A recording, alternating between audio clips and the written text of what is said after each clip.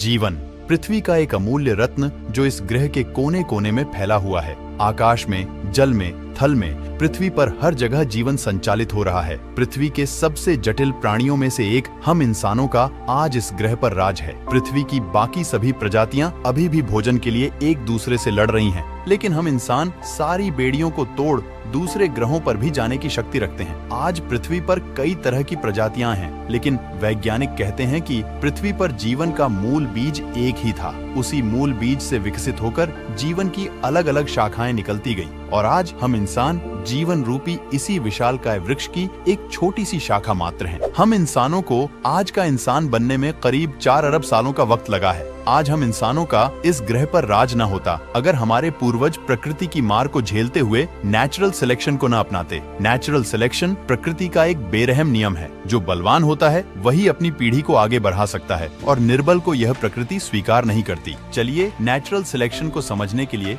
कछुओं के इन बच्चों का उदाहरण लेते हैं। कछुए हमेशा अपने अंडों को समुद्र से थोड़ा दूर मिट्टी के नीचे गाड़ देते हैं, क्योंकि उनके अंडों को समुद्र के जीवों और जमीन पर रहने वाले बेरहम जानवरों से खतरा होता है। इसलिए कछुए अपने अंडों के लिए सुरक्षित स्थान चुनते हैं। जब ये अंडे पोषित हो जाते हैं और इनसे कछुओं के छोटे छोटे बच्चे बाहर निकलते हैं, तो प्रकृति अपनी बाहें फैलाकर इनका स्वागत करती है। लेकिन अगर इन कछुओं को एक सुनहरा भविष्य बनाना है तो इन्हें एक कड़ी परीक्षा देनी पड़ेगी। जो भी कछुए का बच्चा इस परीक्षा को पास करेगा वही इस प्रकृति का आनंद उठा पाएगा और अपनी पीढ़ी को आगे बढ़ा पाएगा। अंडों से निकलने के बाद अगर इन कछुओं के बच्चों को जीवन में आगे बढ़ना है तो किसी भी तरह उन्हें दूर नजर आ रहे समुद्र तक पहुंचना होगा। प्रकृति की ये मुश्किल परीक्षा शुरू होती है। कछुओं के छोटे छोटे बच्चे समुद्र की ओर दौड़ पड़ते हैं, लेकिन यह सफर इतना आसान नहीं होने वाला। आसमान में उड़ते बेरहम पक्षी इन नन्हे बच्चों को अपना शिकार बनाने के लिए तैयार हैं। पक्षी इन कछुओं के बच्चों पर हमला बोल देते हैं। अब इन नन्हे बच्चों को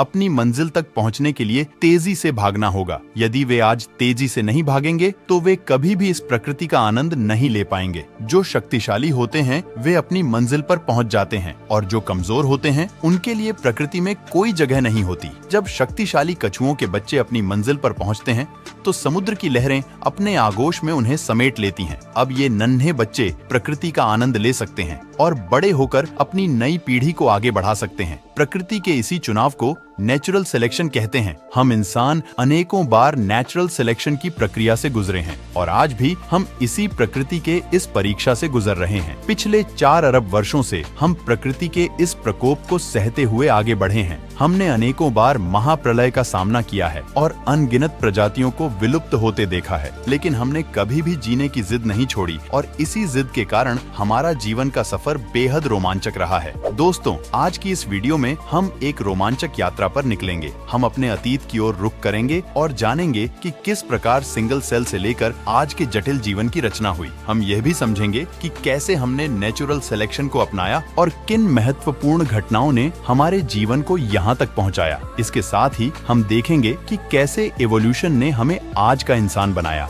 तो मेरा नाम है अनिरुद्ध, और चलिए शुरू करते हैं आज की ये वीडियो। अब से करीब 4 अरब साल पहले हमारी पृथ्वी का माहौल बिल्कुल नर्क की तरह था। चारों ओर उबलता हुआ लावा बह रहा था। गैस और धूल के बादलों ने पूरी पृथ्वी को घेर रखा था। ऐसी स्थिति देखकर यह विश्वास करना कठिन है कि कभी इस ग्रह पर करोड़ों प्रजातियां पनप सकेंगी।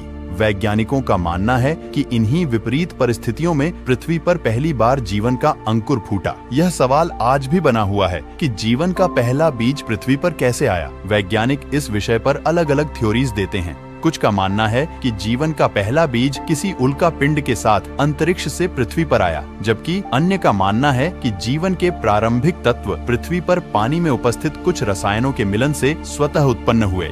आपका, मेरा और इस पृथ्वी पर मौजूद सभी जीवों का सफर 4 अरब साल पहले इसी नर्क जैसे वातावरण में पानी के भीतर एक कोशिका के रूप में, अर्थात एक सिंगल सेल के रूप में शुरू हुआ।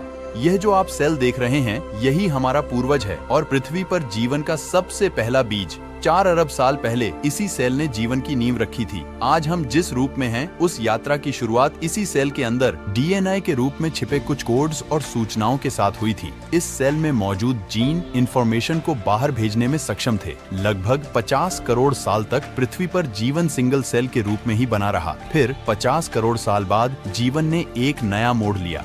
आज से करीब 3.5 अरब साल पहले इस सिंगल सेल ने खुद की कॉपी बनाना शुरू कर दिया और अपने जैसे ही एक क्लोन का निर्माण करने लगा। यह एक अद्भुत घटना थी, क्योंकि एक सेल का अपने ही क्लोन का निर्माण करना जीवन के एक नए रूप का जन्म था और इस प्रक्रिया के माध्यम से पुराने सेल एक नई पीढ़ी को जन्म दे सकते थे। यदि यह सेल खुद का क्लोन बनाने में सक्षम नहीं होती तो पृथ्वी पर जीवन उसी समय समाप्त हो गया होता जब जीवन के पहले बीज ने जन्म लिया था। यह प्रक्रिया 2 अरब सालों तक चलती रही। पुराने सेल अपना कॉपी बनाते और अपनी जानकारी एक पीढ़ी से दूसरी पीढ़ी तक पहुंचाते रहे। लेकिन 2 अरब साल बाद एक और महत्वपूर्ण घटना घटी। 2 सेल आपस में मर्ज हो गए और उनके जीन आपस में मिलकर एक हो गए। अब यह मर्ज्ड सेल खुद का क्लोन बनाने लगे, जिसमें एक नहीं बल्कि दोनों सेल के जीन मौजूद थे। इस घटना के बाद जीवन की विभिन्न शाखाएं निकलने लगी। इन सेल्स में म्यूटेशन होने लगा और मल्टी सेल्यूलर ऑर्गेनिजम्स यानी बहुकोशिकीय जीवों का विकास होने लगा। जीवन धीरे धीरे अधिक जटिल होता गया। इन सेल्स से पानी के भीतर नई नई प्रजातियां विकसित होती गईं, जिनमें से एक प्रजाति के जीव हमारे पूर्वज थे, जिनसे हम बने। ये हैं महज 3 इंच लंबे वाटर वॉर्म, जो लगभग 5.5 मिलियन साल पहले पाए जाने वाले हमारे पूर्वज हैं। ये वॉर्म अभी पूरी तरह से अंधे हैं, क्योंकि उन्हें अब तक प्रकाश देखने की आवश्यकता ही महसूस नहीं हुई। इस कारण प्रकृति ने अभी तक उन्हें आंखें नहीं दी हैं। लेकिन अब वह समय आ चुका है जब उन्हें अपनी पीढ़ी को आगे बढ़ाने और खतरों से बचने के लिए आंखों की आवश्यकता है। इसके बाद करीब 20 मिलियन साल लगे ऐसे सेल्स विकसित होने में जो प्रकाश का अनुभव कर सकें। अब फाइनली इन वाटर वॉर्म के अंधकार का अंत हो गया। अब वे पहली बार इस रंगीन दुनिया को अपनी आंखों से देख सकने में सक्षम हो गए थे, क्योंकि अब हमारे पूर्वजों की आंखें विकसित हो चुकी थीं। अब हमारे पूर्वज इस दुनिया को अपनी आंखों से देखने और खोजने के काबिल हो गए थे। लेकिन अब आंखों से देखी गई जानकारी को प्रोसेस करने के लिए एक और चीज की जरूरत थी। इस आवश्यकता को पूरा करने के लिए आंखों के पीछे एक छोटा सा मस्तिष्क विकसित होने लगा। हमारे पूर्वज अब इवोल्यूशन के चलते वॉर्म नहीं रहकर मछली जैसी आकृति के हो गए। हमारा दिमाग अब छोटे मोटे सिंपल डिसीजन ले सकता था और इंफॉर्मेशन को प्रोसेस कर सकता था। जैसा कि मैंने पहले बताया था, सेल्स में म्यूटेशन के कारण कई तरह की प्रजातियां विकसित हो गईं, जिनमें से कुछ खतरनाक भी थीं। हमें अब इन खतरनाक प्रजातियों से खतरा था। अगर हमें नेचुरल सिलेक्शन का हिस्सा बनकर जीवित रहना है, तो हमें इन खतरनाक जीवों से बचना होगा और एवोल्यूशन ने अपना काम किया। समुद्र के पानी में जीवित रहने के लिए अब हमारी स्किन कठोर हो चुकी थी। हमारे जबड़े और मजबूत दांत भी विकसित हो गए थे। अब हम छोटे मोटे शिकारियों से अपनी रक्षा करने में सक्षम थे।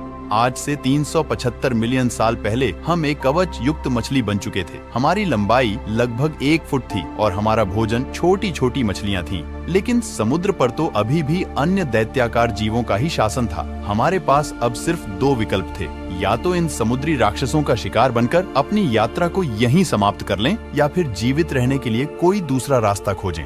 और हमने चुना उथले पानी का रास्ता। उथले पानी में समुद्री दैत्य नहीं आ सकते थे, लेकिन यहाँ पर भी एक चुनौती थी, ऑक्सीजन की कमी।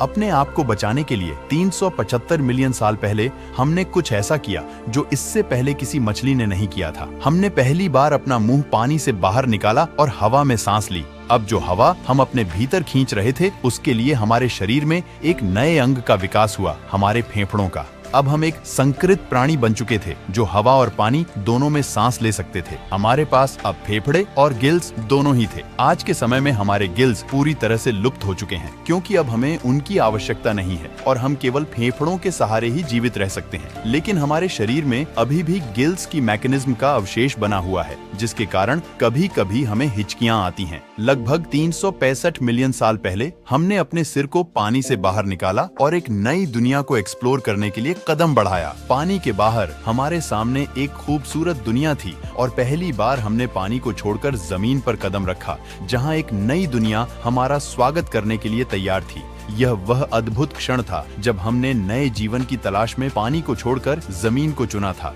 यहाँ हमारे लिए भोजन भी उपलब्ध था और सांस लेने के लिए हवा भी। टिकटालिक ये वही मछली थी जिसने पानी से बाहर निकलने का साहस किया था, लेकिन यहाँ पर सूर्य की रोशनी तेज थी तो उससे बचने के लिए हमारी स्किन मोटी और सख्त होती गई। अब हमने जमीन पर जीने की कला सीख ली थी। हमारे पूर्वज अपने वंश को आगे बढ़ाने के लिए अंडे देते और कुछ समय बाद उनसे नवजात बच्चे बाहर निकलते, जिनका इस नई दुनिया में प्रकृति स्वागत करती। जब वे इस नई दुनिया को एक्सप्लोर करते तो उनकी जानकारी को प्रोसेस करने के लिए मस्तिष्क और अधिक विकसित होता गया। हमारी बुद्धि का विकास होता रहा और यह आवश्यक भी था, क्योंकि भविष्य में बुद्धिमानी के कारण ही हम जीवित रह पाएंगे। लेकिन हम पृथ्वी की इस जमीन पर अकेले नहीं थे। अन्य प्रजातियां भी हमारे साथ इस नई दुनिया का हिस्सा थीं। यहाँ भी हमारे कॉम्पिटिटर मौजूद थे, जिनसे हमें अपने भोजन के लिए